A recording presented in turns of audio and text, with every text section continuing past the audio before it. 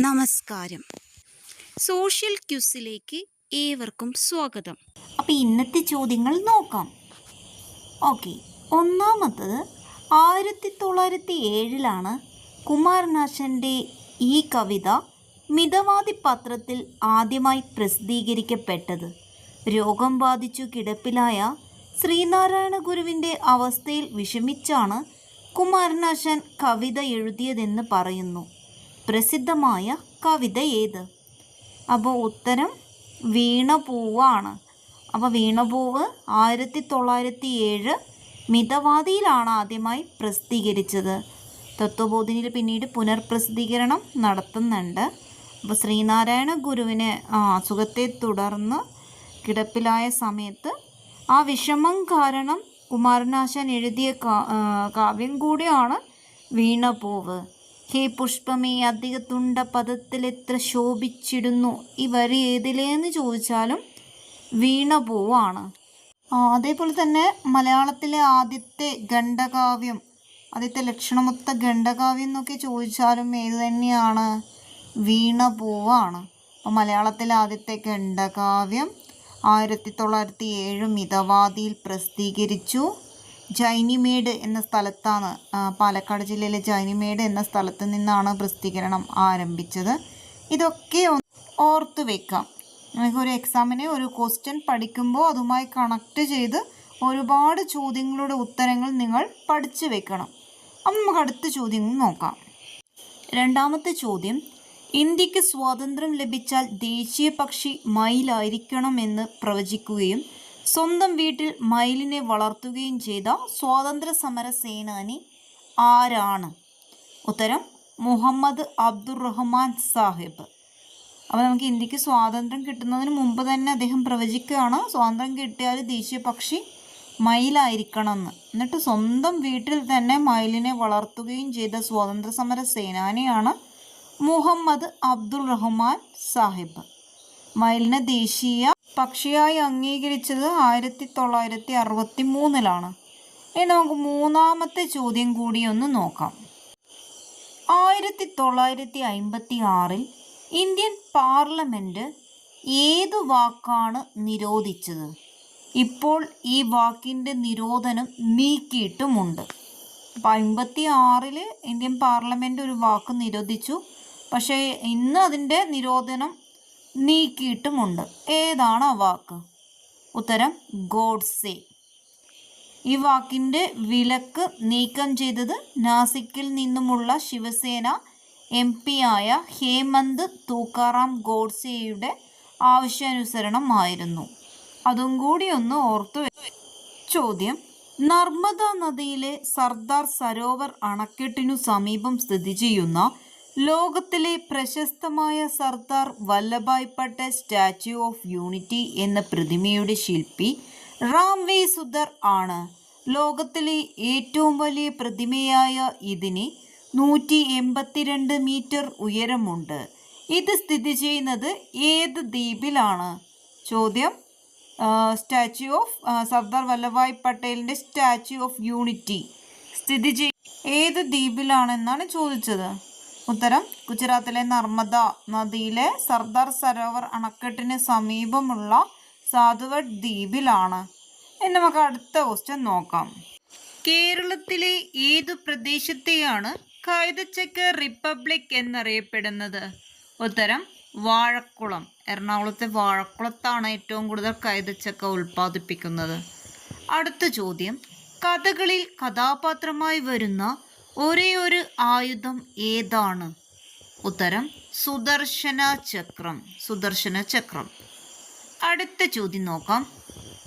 ഗാന്ധിജിയുടെ ദ്വിമുഖ പ്രതിഭ ദക്ഷിണാഫ്രിക്കയിലെ പീറ്റർ മാരിസ്ബർഗിൽ അനാച്ഛാദനം ചെയ്തു. 2 മുഖങ്ങളുള്ള പ്രത്യേകത എന്താണ്? അതായത് ദക്ഷിണാഫ്രിക്കയിലെ ഗാന്ധിജിയുടെ 2 മുഖമുള്ള ഒരു പ്രതിമ അനാച്ഛാദനം ചെയ്തു. പീറ്റർ മാരിസ്ബർഗ് ദക്ഷിണാഫ്രിക്കയിലുള്ള ഈ പ്രതിമയുടെ പ്രത്യേകത എന്താണ്? 2 മുഖങ്ങളാണ് അതിലുള്ളത്. ഒന്ന് യുവാവായ ഗാന്ധിജിയും ഒന്ന് പ്രായമുള്ള ഗാന്ധിജിയും. ഉത്തരം യുവാവായ ഗാന്ധിജിയും പ്രായമുള്ള ഗാന്ധിജിയും. അടുത്ത ക്വസ്റ്റ്യൻ നോക്കാം. ചോദ്യം നോക്കാം. ഉള്ളവൻ ഇല്ലാത്തവന് കൊടുക്കരുത് എന്ന് കോവിഡ് പരസ്യം ചെയ്ത മാസിക ഏത്? കോവിഡ് സമയത്താണ് ഉള്ളവൻ ഇല്ലാത്തവന് കൊടുക്കരുത് എന്ന പരസ്യം ചെയ്ത മാസിക ഏത്?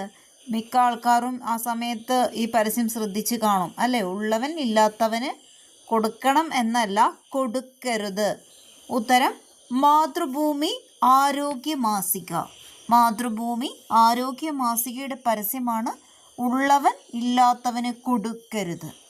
അടുത്ത ചോദ്യം, പൂർണ്ണമായും ഓട്ടോമേറ്റഡ് ആയ 23 യാർഡ് ക്രെയിനുകൾ, ഇന്ത്യയിൽ ഏറ്റവും വലിയ സെമി ഓട്ടോമേറ്റായ 8 സീറ്റുഷോർ ക്രെയിനുകൾ, ഇന്ത്യയിൽ ഏറ്റവും ആഴം കൂടിയ മദർ പോർട്ട്, ഇന്ത്യയിൽ ആദ്യത്തെ ആഴക്കടൽ ട്രാൻസ്ഷിപ്മെൻറ്റ് തുറമുഖം. ഏതാണ് ഈ തുറമുഖം?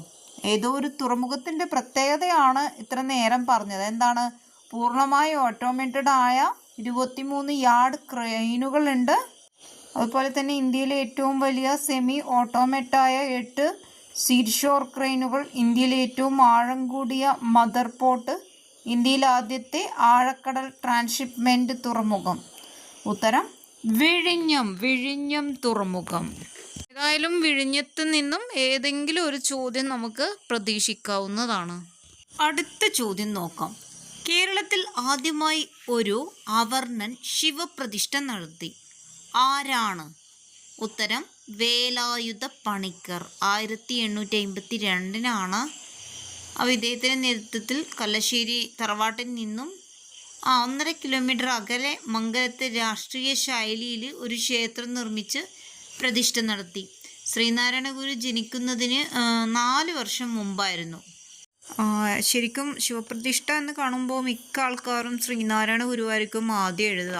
ശ്രീനാരായണ ഗുരു 3ാമതാണ് ശിവപ്രതിഷ്ഠ നടത്തുന്നത്. വർഷം 1888.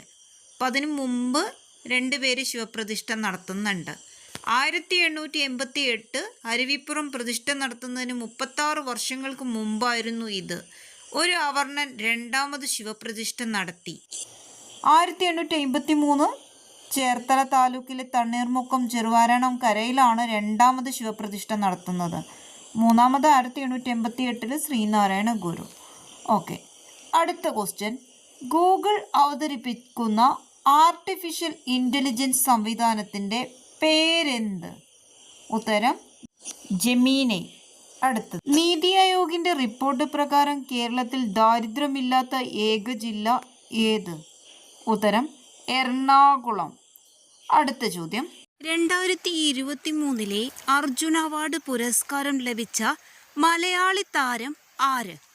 ഉത്തരം മുരളി ശ്രീശങ്കർ. അടുത്ത ക്വസ്റ്റ്യൻ, കേരളത്തിൽ ആദ്യമായി ജില്ലയ്ക്ക് ഔദ്യോഗിക പുഷ്പം, വൃക്ഷം, ജീവി എന്നിവ പ്രഖ്യാപിച്ച ജില്ല ഏത്?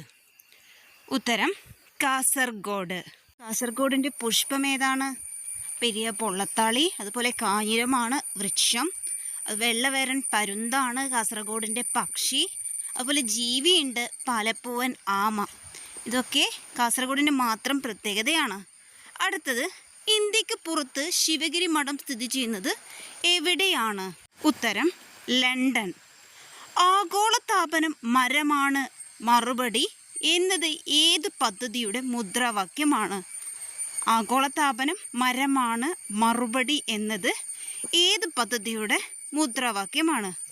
ഉത്തരം ഹരിത കേരളം. എവറസ്റ്റ് എന്ന തൂലിക നാമം ഏത് കേരളീയ സാഹിത്യകാരൻ്റേതാണ്? ഉത്തരം ഡോക്ടർ KP കരുണാകരൻ. 1936 ക്ഷേത്രപ്രവേശന വിളംബരത്തിനു മുമ്പ് മറ്റൊരു ക്ഷേത്രപ്രവേശനം 1924 കുറുമ്പൻ ദൈവത്താൻ്റെയും കല്ലൂർ നാരായണപിള്ളയുടെയും നേതൃത്വത്തിൽ ഏത് ക്ഷേത്രത്തിലാണ് നടന്നത്? ഉത്തരം ചെങ്ങന്നൂർ മഹാദേവ ക്ഷേത്രം.